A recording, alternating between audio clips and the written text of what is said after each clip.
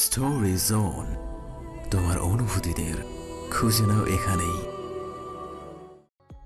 আজই পরিষ্কার হলো। দ্বিধাহীনতায় ভুক্তভোগী হয়ে সিদ্ধান্ত নেয় আপাতত হিনা খানকে কিচ্ছু জানাবে না সে। নিজের বাড়ি থেকে বেরিয়ে এসে সবটা জানাবে সে হিনা খানকে। এই মুহূর্তে বললে হিনা খান বেঁকে বসবে, মায়াকে নিজের বাড়িতে বেড়াতে যেতে নাও দিতে পারে। মায়ার সেফটির কথা চিন্তা করে মায়া চুপ থাকার সিদ্ধান্ত নেয়। দীর্ঘ নিঃশ্বাস ফেলে ঘাড় ঘুরিয়ে তাকায় নিজের রুমের দেয়াল ঘড়িটার দিকে। সময়টা দেখে নিয়ে বিছানায় উঠে বসে। রাত 11:37। কাল ব্রাহ্মণবাড়িয়া যাবে নিজের পরিবারের কাছে। এবার ঠিকঠাক যেতে পারলেই হলো। 2 মাস ধরেই ডেট হচ্ছে মায়ার যাবে যাবে বলে। কোনো না কোনো কারণে মায়া আটকা পড়ছে, যেতে পারছে না। দিন কয়েক রেডি হয়েও নিরাশ হতে হয়েছে মায়াকে, যেতে পারেনি। 2 দিন ঢাকার মধ্যে রাস্তা থেকে ফেরত এসেছে খানবাড়িতে। অদ্ভুত কিছু কারণগুলো ধোঁয়াশা, যথাযথ প্রযোজ্য নয়। তাই কাল আরাফ খান নিজে নিয়ে যাবে মায়াকে ব্রাহ্মণবাড়িয়াতে, রেখে আসবে মায়াকে নিজের বাড়িতে বেশ কিছু দিনের জন্য। এবার কোনো ঝামেলা ছাড়া ঠিকঠাক নিজ বাড়িতে যেতে পারলেই হলো। মায়া গায়ে ব্ল্যাঙ্কেট টেনে শুয়ে পড়ল, হাত বাড়িয়ে রুমের লাইট অফ করল। পানি জমাতে চায় নিরুদ্দেশ ঘুমের রাজ্যে। অস্থিরতা ঘুম ধরা দিচ্ছে না চোখে। মনে মনে আওড়ায় সেদিনের কথাগুলো, যেদিন হৃদ মায়াকে নষ্ট মেয়ের উপাধি দিয়েছিল, বাংলাদেশ ছেড়েছিল এটা বলেই। হৃদের চলে যাওয়াকে ঘিরে আজ আবারও 5 মাস হলো। সেদিন এক পলকের দেখা ছিল মায়ার সাথে হৃদের। মুহূর্তটা ছিল মিনিট 10-এর। পুনরায় স্মৃতিচারণ করল মায়া। সেদিন হৃদ ফিরে গিয়েছিল নিজ গন্তব্যে, কেউ ফেরাতে পারেনি হৃদকে। আজ 5 মাস পূর্ণ হলো হৃদের চলে যাওয়াকে ঘিরে। তবে হৃদ নিজের কথা রেখেছে। এই 5 মাসে সপ্তাহে একবার করে কল আসে আরাফ খানের ফোনে।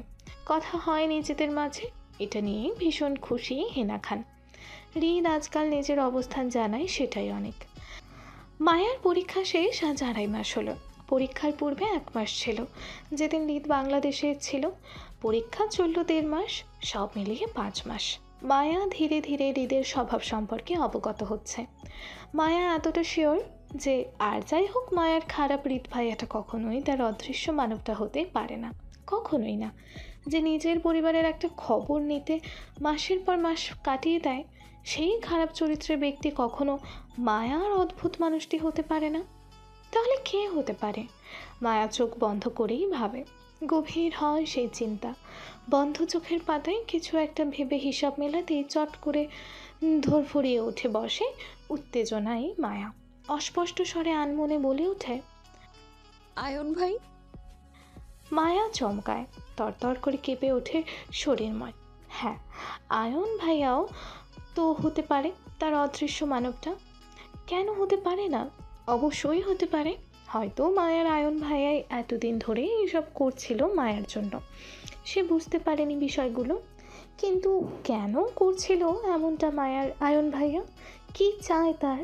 মায়া কম্পিত হাতে টকটক করে 1 গ্লাস পানি খেয়ে গলা ভিজিয়ে নেয়, শান্ত হয়। মায়া ভাবে তার আয়ন ভাইয়া দেশে আসলে এবার সে ঠিকঠাক কথা বলবে, লক্ষ্য করবে তার আয়ন ভাইয়াকে, বুঝতে চাইবে সত্যি কি আয়ন মায়ার অদ্ভুত মানুষটা। আয়ন বাংলাদেশে নেই আজ 2 মাস হলো। লন্ডনে আছে ডাক্তারির নতুন ডিগ্রির পরীক্ষার জন্য। ফিরতে আরও 1 মাস সময় লাগবে এবার। মায়ার এসএসসি পরীক্ষার সারাটা সময় মায়ার সাথে ছিল আয়ন। মায়ার পরীক্ষার হলে আসা নেওয়া সবটাই আয়ন নিজে করেছে। মায়ার পরীক্ষা শেষ হওয়ার 15 দিন পর আয়ন পাড়ি জমায় লন্ডনের উদ্দেশ্যে নিজের পরীক্ষার জন্য। আজ 2 মাস হলো অবসর সময় বের করে ভিডিও কলে থাকে নিজের পরিবার ও মায়ার সাথে। সময়টা এইভাবেই পার হয় 2 মাস আয়ানের। অনেকটা সময় নিয়ে ঢাকার জ্যামে আটকা আছে আরাফ খান। সামনে কয়েকটি সারিবদ্ধভাবে ট্রাক, সিএনজি, অটোরিকশা নিঃশব্দে থামানো। কিন্তু তারপরও হট্ট গণ্ডগোলের প্রচণ্ড শব্দ আসছে তাদের কানের সামনে থেকে। কারা করছে জানা নেই, মনে হচ্ছে রাস্তায় কোনো ভয়ানক টাইপের ঝামেলা চলছে এই মুহূর্তে। নিশ্চিত কোনো আজাইরা পাবলিক একে অপরের সাথে রাস্তায় মারামারি করে ঝামেলা পাকাচ্ছে মধ্য রাস্তায়। বিরক্তিতে চোখ মুখ কুঁচকে আসে আরাফ খানের। ব্রাহ্মণবাড়িয়া যাওয়ার একটাই সোজা রাস্তা, কিন্তু এখানে গন্ডগোল থামার নাম নেই, উল্টো জ্যাম বাঁধিয়ে বসে আছে। জ্যাম এতটা যে এখান থেকে গাড়ি ঘুরিয়ে পেছনে ফিরে যাওয়ার রাস্তাটাও বন্ধ। বামে মোড়ে ভিন্ন রাস্তা ধরে যেতে হবে। আরাফ খান বিরক্তি নিয়ে আবারও বাহিরের দিকে তাকায়। কড়া রোদে খাঁ খাঁ করছে সব কিছু। 12:57 বাজে। অসহ্যকর পরিস্থিতি, চোখ মুখ কুঁচকে সে বিরক্তির দৃষ্টি স্থির করে পাশে। তিক্ত তার গা ছেড়ে ড্রাইভারকে বলে উঠল, এই রাস্তায় জ্যাম লাগার কথা না, তারপরও আজকে জ্যাম লেগে বসে আছে। অসহ্যকর। দেখতো এগিয়ে সামনে কি হয়েছে। এতটা গন্ডগোল কিসে আসছে সামনে থেকে? এইভাবে জ্যামে আটকে বসে থাকলে আজ সারা দিনও মনে হয় না যে ব্রাহ্মণবাড়িয়া পৌঁছাতে পারবো। যা এগিয়ে দেখ কি হয়েছে। আরাফ খানের কথা অনুযায়ী সাথে সাথে সম্মতি জানায় ড্রাইভার। গাড়ি থেকে বের হয়ে পা বাড়ায় সামনের দিকে। আরাফ খান সেদিকে এক পলক তাকিয়ে থেকে বিরক্তিতে কুঁচকে আসা দৃষ্টি পেছনে ফেলতেই কোমল হয় সেই দৃষ্টি। মায়া গাড়ির মধ্যে ঘুমিয়ে পড়েছে, নেতিয়ে আছে মাথাটা একটা পাশে। অনেকটা সময় জ্যামে আটকে থাকায় ঘুমিয়ে পড়েছে গাড়িতে সে। আরাফ খান দীর্ঘ নিঃশ্বাস ফেলে সামনে তাকায়, গাড়ির দরজার কাছ নিচে নামায়, সেখানটায় মাথায় গলিয়ে উকি দেয় বাহিরে। গলা খাকিয়ে ড্রাইভারকে ডেকে বলে উঠল, জসিম তুই গাড়িতেই থাক, আমি যাচ্ছি সামনে। পরিস্থিতি খারাপ হলে তোকে ফোন করে বলবো। মাইকে নিয়ে সোজা বাসায় চলে যাবি। আজ না হয় ব্রাহ্মণবাড়িয়া যাওয়া হবে না, কিন্তু ফোন না দেওয়া অবধি অপেক্ষা করবি, কেমন?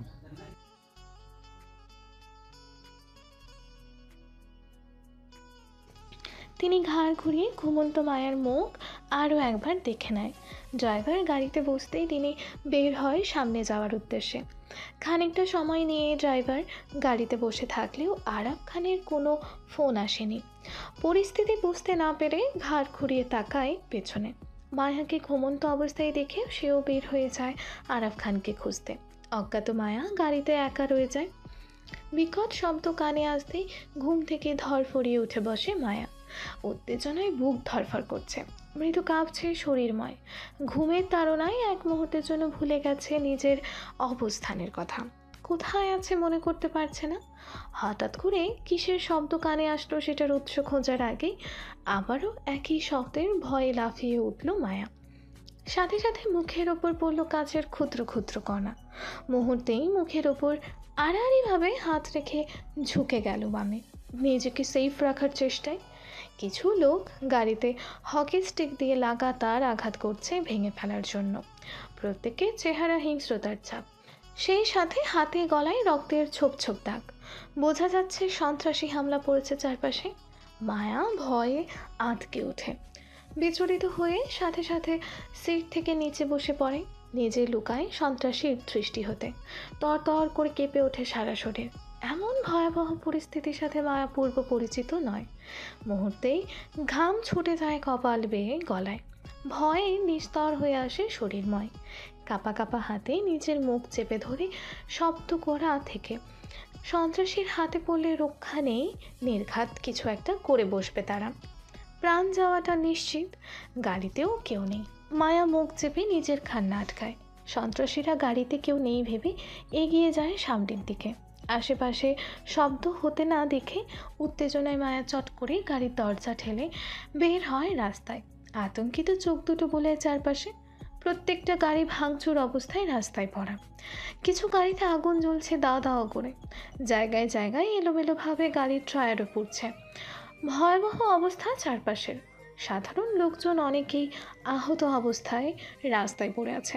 সেখান থেকে কিছু সন্ত্রাসীরা দলে দলে লোকজনকে বেদম পেটাচ্ছে। সাধারণ মানুষ এদিক ওদিক ছোটাছুটি করছে পালিয়ে বাঁচার জন্য। বোঝা যাচ্ছে দুই দলের মধ্যে বড় মাপের সংঘর্ষ চলছে তুমুলভাবে, যার মধ্যস্তর ভুক্তভোগী হয়ে আছে সাধারণ পাবলিক। লোকজন দোকানের শাটার টেনে দৌড়ে পালানোর চেষ্টা করছে।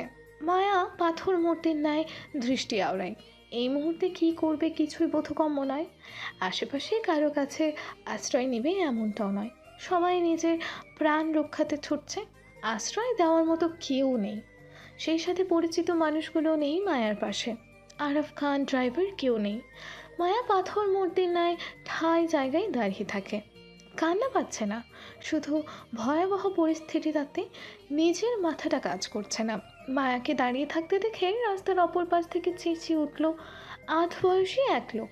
নিজের রক্তাক্ত কপাল ডান হাতে চেপে ধরে মায়াকে উদ্দেশ্য করে বলে উঠল, এই মেয়ে, এখানে দাঁড়িয়ে না থেকে দ্রুত পালাও, চারপাশে সন্ত্রাসীদের হামলা পড়েছে। নিজের প্রাণ বাঁচাও, আগে দৌড়ে পালাও, যাও। মায়া ঠাই জায়গায় দাঁড়িয়ে। লোকটির চিৎকার মায়ার কান ভেদ করতে পারছে না, অনেকটা শক্ট হয়ে দাঁড়িয়ে আছে।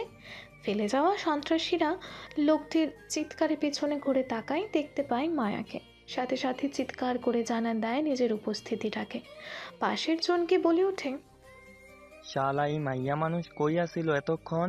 শাওন, শালিরে দর তাড়াতাড়ি পালিয়ে যেতে না পারে যেন। সন্ত্রাসীদের দল বেঁধে চিৎকার। মায়া ঘাড় ঘুরিয়ে তাকায় দৌড়ে আসা সন্ত্রাসীদের দিকে। পরিস্থিতির চাপে পড়ে মায়া পা দুটো জমে কাঠ হয়ে গেছে জায়গায়, নড়াচড়া করাটাও ভুলে গেছে মুহূর্তে। মায়া অনল। তখনই আবারও সামনে থেকে ওই আধ বয়সী লোকের উত্তেজনার চিৎকার ভেসে আসে মায়ার কানে। তিনি চেঁচিয়ে বলে ওঠে, এই মেয়ে, তাড়াতাড়ি দৌড়াও তুমি, নয়তো এরা তোমার সর্বনাশ করে ফেলবে। দাঁড়িয়ে আছো কেন? পালাও তুমি, যাও। পালাও কথাটা মায়া ছোট্ট মস্তিষ্কে টনক নাড়ল। বুঝতে পারলো এই পরিস্থিতিতে তাকে পালাতে হবে। কোথায় যাবে সেটা জানা নেই, তবে প্রচুর দৌড়াতে হবে তাকে। এই সন্ত্রাসীরা ধরতে না পারে ততটা দৌড়াতে হবে। মায়া উল্টো পথে প্রাণপণ দৌড় লাগায় মুহূর্তে। কোন দিকে যাচ্ছে জানা নেই, শুধু দৌড়াচ্ছে এলোমেলোভাবে। শরীর নিস্তেজ হয়ে আসছে ক্রমশই। দুর্বল চোখের পাতা টেনে খুলে রাখছে কোনো রকমভাবে। কতক্ষণ খুলে রাখতে পারবে জানা নেই মায়ার, শুধু জানেই আজ তার জীবনের শেষ দিন, শেষ মুহূর্ত। প্রাণপণ দৌড়িয়ে বেশ একটা সুবিধা করতে পারল না মায়া। মাথায় তীব্র আঘাতে ছিটকে পড়ল রাস্তায়। দামান পায়ের পদতলে আটকে পড়ল সে। চারপাশ থেকে ঘিরে নিল সন্ত্রাসীরা। বিক্রম ভঙ্গিতে আওড়ালো অকথ্য ভাষা। হকিস্টিক তুলে পুনরায় আঘাত করতে ঘিরে থামল মায়ার রক্ত ছড়া ভয়ার্থ মুখ দেখে। পাশের জন আঘাতকারীর ব্যক্তির হাত ধরে থামিয়ে দিয়ে বলল, শালা থাম, মালটা তো হেব্বি জোস, কাঁচা মাল মনে হচ্ছে, দনির দুলালি হইব মনে হয়। আদর সোয়াগ দিয়া শুধু পালছে, গায়ে ফুলের টোকাও দেয় নাই। দেখোস না কি নাডুস নুডুস। তাই আমরাও দিমু না, আমরা আদর দিমু এডারে। কিছুক্ষণ মজা লইয়া লই, আগে মালটার সাথে, তারপর মারা যাইব।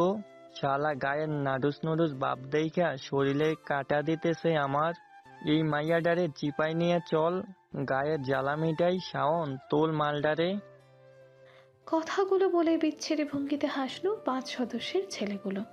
বাকিরা সম্মতি জানালো ছেলেটির কথায়। ছোট্ট গ্যাংটি আশেপাশে সতর্ক চোখ বোলালো। পরিস্থিতি বুঝলো। আশেপাশে কেউ আপাতত তাদের দিকে লক্ষ্য নেই। মায়া ভয়ে তরতর করে কাঁপছে, শরীরটা কাটা দিচ্ছে ভয়ে। শিরা উপশিরায় রক্ত সঞ্চালিত বন্ধ হয়ে যাচ্ছে। আতঙ্কে জমে আসে হাত পা। ভয়ে গলা শুকিয়ে কাঠ। মুখ দিয়ে কোনো রূপ শব্দ বের করতে পারছে না। ভালোবাসার ছায়া তলে আটকে থাকা মায়া হুট করেই যেন উন্মুক্ত হয়ে গেল। মুখ থুবড়ে পড়ল যেন ক্ষুধার্ত বাঘগুলোর সম্মুখে।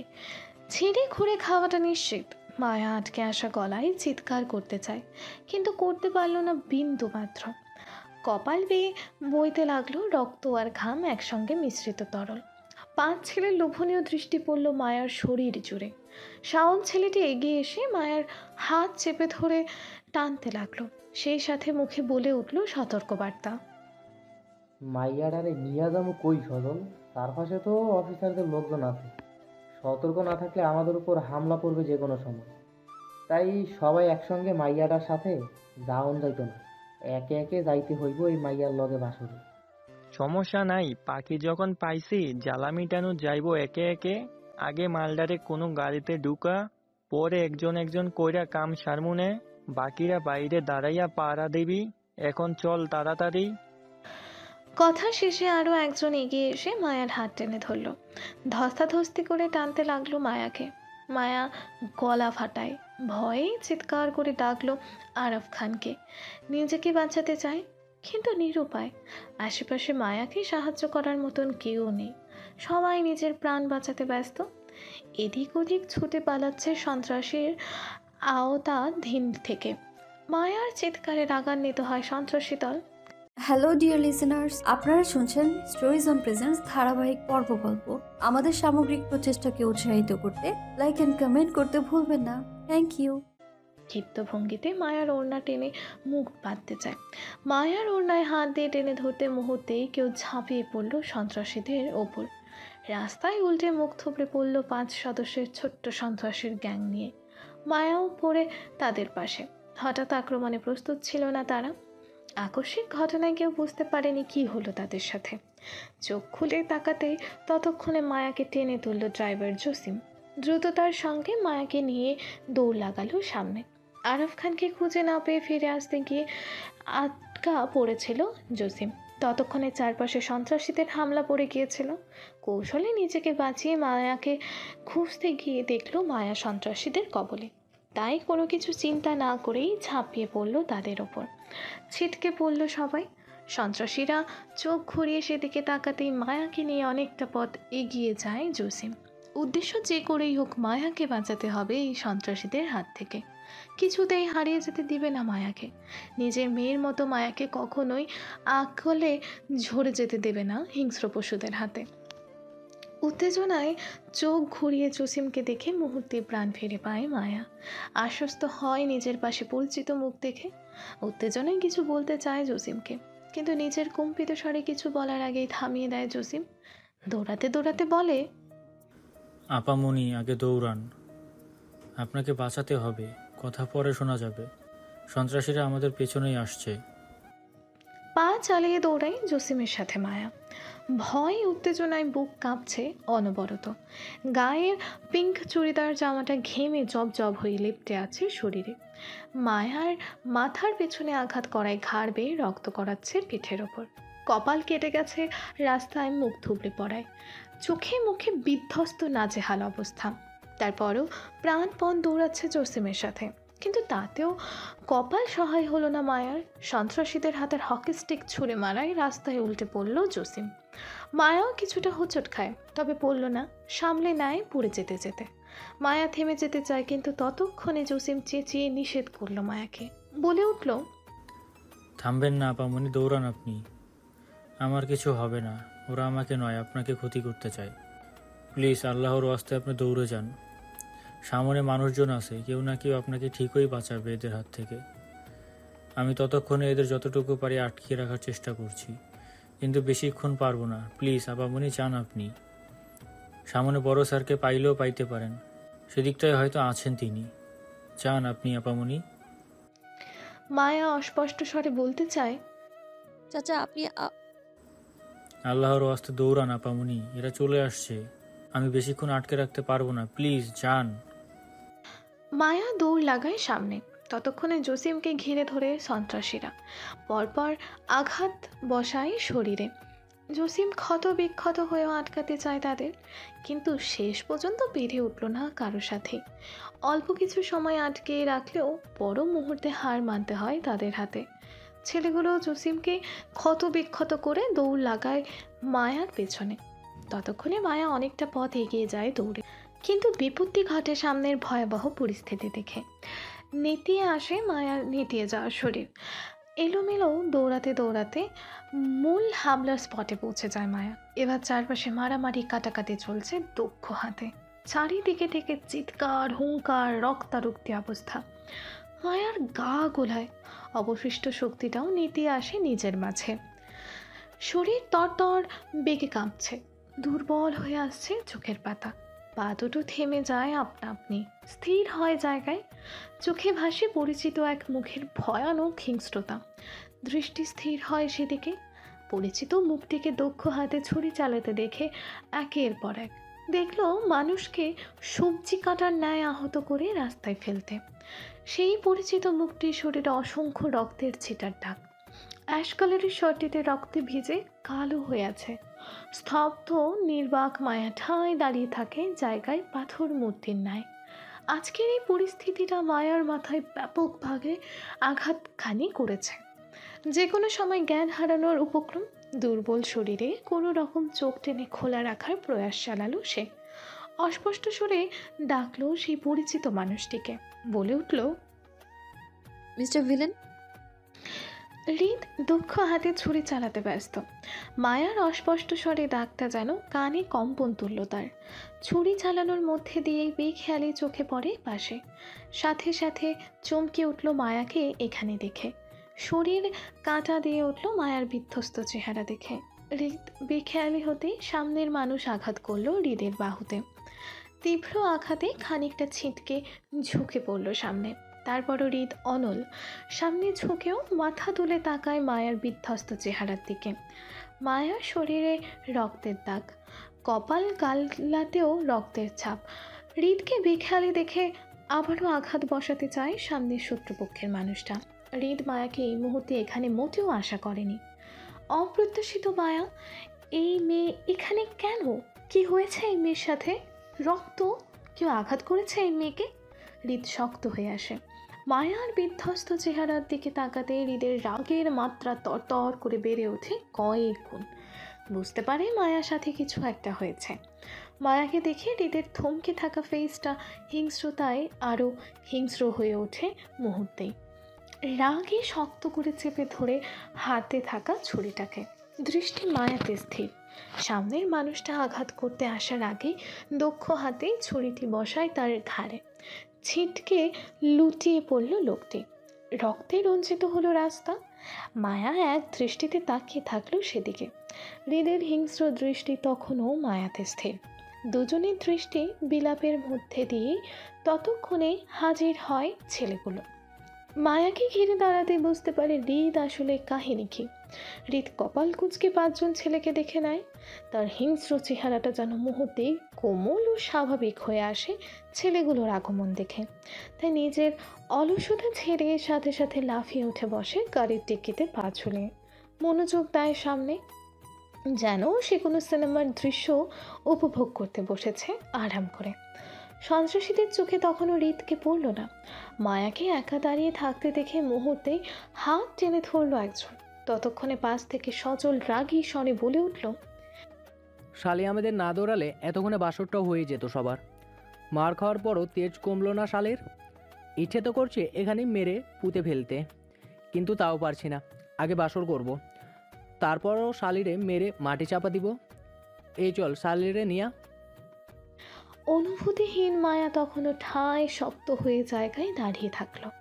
কোনো হেলদোল হলো না, কারণ রক্তে ফোবিয়া থাকায় মস্তিষ্কে এফেক্ট করেছে অনেকটা। মস্তিষ্কের ধাক্কা লেগেছে এই বিষয়টি, তাই আপাতত চারপাশের কোনো কিছুই ওর বোধগম্য হচ্ছে না। হৃদ কপাল কুঁচকে তাকিয়ে থাকে সেদিকে। মনোযোগ সহকারে তাদের কথাগুলো নীরব দর্শক হয়ে উপভোগ করছে এমন একটা ভাব। মায়া নিস্তর দৃষ্টি হৃদের ওপর স্থির করে।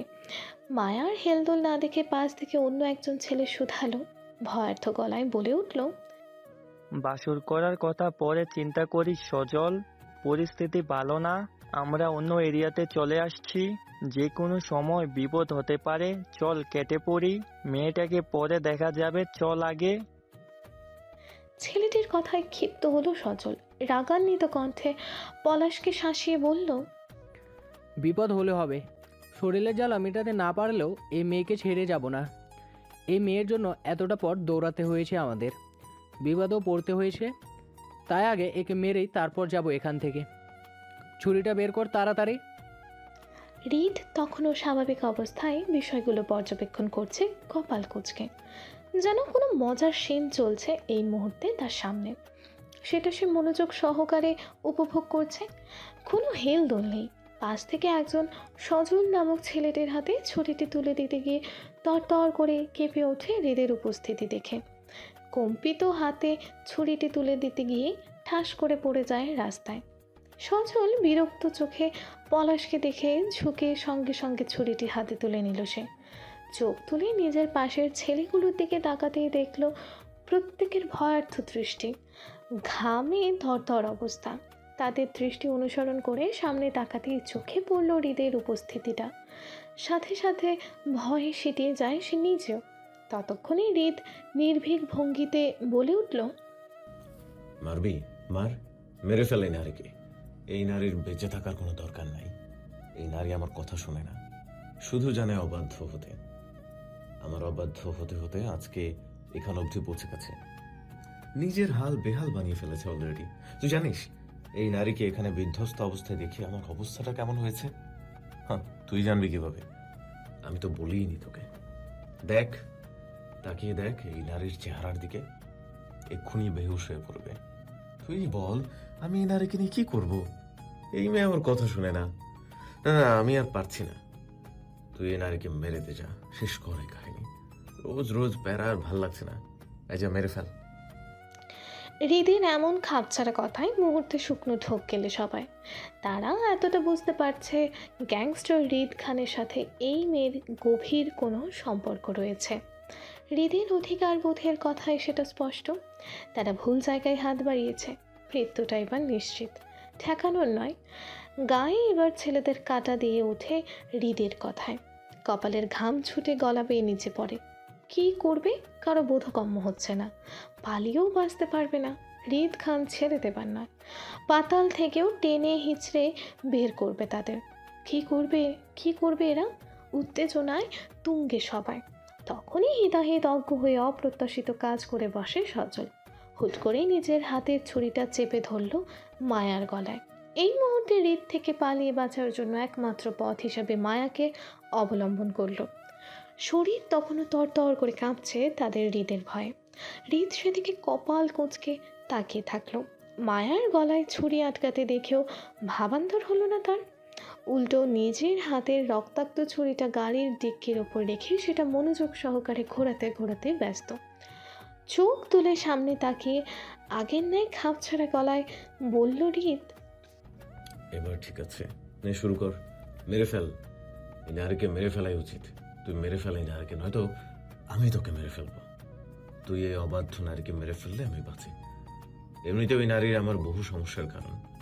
এই অবাধ্য নারীর জন্য আমি ঠিকঠাক ঘুমাতে পারি না। আমার অঘুমে অসুখের কারণ হয়ে দাঁড়িয়েছে এই নারী। আমার কঠোর নিষিদ্ধ করার পরও আমার স্বপ্নে, বাস্তবে, আমার মনে সবখানটায় চলে আসে এই নারী। আমাকে ফলো করতে করতে এখানটায়ও চলে এসেছে। দেখ, আমার স্বপ্নে আমাকে ইফটিজিং করে বেড়ায়, শান্তিতে এক দণ্ড থাকতে দেয় না, চরম ডিস্টার্ব এই মেয়ে। তুই মেরে দে, নয়তো আমি তোকে মেরে দেবো। হৃদের কথায় এবার অগতিক হারে কাঁপে সজলের হাত। বুঝতে পারে হৃদ খানের চরম দুর্বলতা এই মেয়ে কোনো সাধারণ মেয়ে নয়। এই মেয়ের সামান্য কিছু হলেও ছাড় পাবে না তারা। গ্যাংস্টার হৃদ খান যে ঠান্ডা মাথায় তাদেরকে এই মেয়ের গুরুত্বটা তার সামনে তার জীবনে কতটা সেটা বোঝাচ্ছে, তা তারা হাড়ে হাড়ে বুঝতে পারছে এই মুহূর্তে। নির্বাক ভয়ার্থ সজলের হেলদোল না দেখে তীব্র মেজাজে রেগে বলে উঠল হৃদ, আর আমির বাচ্চারা এতক্ষণ লাগে একটা মেয়ে মানুষকে মারতে? আমার সময় নষ্ট করিস। মারতে যখন পারবি না তো নিজেরাই মর। এবার রাগে রিরি করতে করতে দক্ষ হাতে ছুরিটা ছুঁড়ে মারে সাথে সাথে। মায়াকে ভেদ করে গিয়ে বিঁধল সজলের গলা বরাবর। সাথে সাথে মায়ার গলায় চেপে ধরে রাখা ছুরিটা লুজ হয়ে সজল লুটিয়ে পড়ল রাস্তায়। বাকি চারজন ছেলের সাথে সাথে এলোমেলো দৌড় লাগায়। হৃদ সেদিকে এক পলক তাকে গলা খাঁকিয়ে চিৎকার করে ডাকলো আসিফকে। বলল সব কয়টা ছেলে উপস্থিত চায় তার সামনে, কেউ যাতে পালিয়ে বাঁচতে না পারে।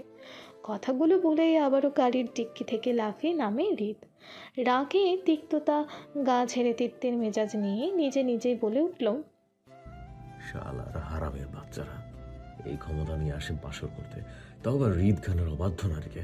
সে নে এবার কর বাসর, সোজা রাস্তার কুকুরের পেটে গিয়ে। হারাম চাঁদারা।